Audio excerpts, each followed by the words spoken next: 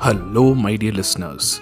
My name is Kishore Ganesh, and in this episode of the Vocal About Visuals podcast, I'll be reviewing Netflix's brand new rom-com, Your Place or Mine, starring Reese Witherspoon, Ashton Kutcher, Tig Nataro, Jesse Williams, Zoe Chao, Wesley Kimmel, Steve Zahn, and others.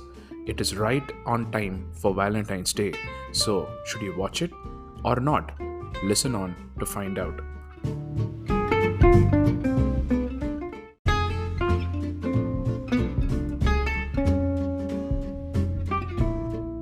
I really find people who think that they are better than rom-coms to be very off-putting. Rom-coms are supposed to be hated because they are cheesy, unrealistic, love doesn't happen like that. I mean, unrealistic is almost all movies. And sure, love doesn't happen like that. So doesn't misery, family drama, fight scenes, dance numbers, and so on and so forth. Basically, we shouldn't be evaluating rom-coms on how realistic they are, rather than how true their emotional core is. And all the rom-coms that get this truth bang on go on to be successes. It is Valentine's Day. I want to watch a comforting rom-com where there are generally only good people with good intentions around these two leads who need to get together. I don't want some conniving baddie or social commentary or basically some anti-rom-com nonsense ruining what is essentially a mood setter masquerading as a film. At the makers of Your Place or Mine, unlike many of Netflix's past rom-coms, have understood this brief and have hit it out of the park. Two staples of the rom-com genre in the form of Reese Witherspoon and Ashton Kutcher are required to be their beautiful and endearing selves in a rom-com that is really sweet, and they are in their element here. They manage to bring a sense of familiarity and ease in the minds of the audience by being veterans of this genre. Basically, you see these two and you know that hey, you are in good hands here.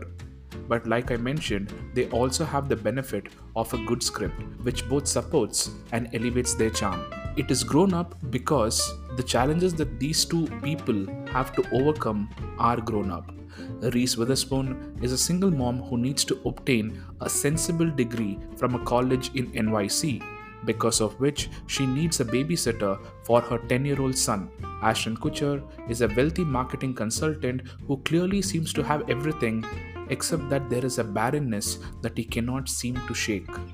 And the only worthwhile connection in his life is his friend of 20 years with whom he had a one-night stand about 20 years ago. So Ashton grows up and offers to be the babysitter so that Reese can go get her degree. See? There is no baddie to overcome to get the girl, or vice versa. No manipulative lovers that are keeping the leads apart either, because that is not the age group that this story places its leads in. They are, in short, grown up. So we have covered the charismatic leads, a sweet and grown up script. Where do we go next? The supporting cast, of course. Jesse Owens, who plays the romantic interest that should test the resolve of Reese to get to Ashton, and Wesley Kimmel, who plays Reese's son, are both pitch perfect. They are reliably endearing and manage to deliver the right warmth to make this movie work as a V-Day movie. A special call out to Steve Zahn, who plays this ex-Silicon Valley entrepreneur meets a Zen hippie called Zen, who is playing a, yet again, grown-up romantic rival to Ashton Kutcher by being Reese's part-time lover and full-time friend, who's just endearingly weird. The only supporting character that didn't quite work for me was Zoe Chao. She plays Minka, who's Ashton Kutcher's ex-lover and becomes Reese's fast friend in NYC for the brief time that she's there. And it is this fastness that wasn't convincing. I don't want realistic, but I do want convincing, and Zoe's relationship with Reese wasn't sold to us convincingly enough. But apart from this one very slight issue, I thoroughly enjoyed this film. Having going through a particularly anxious period in my life, I didn't think that my mind would be able to enjoy a rom-com.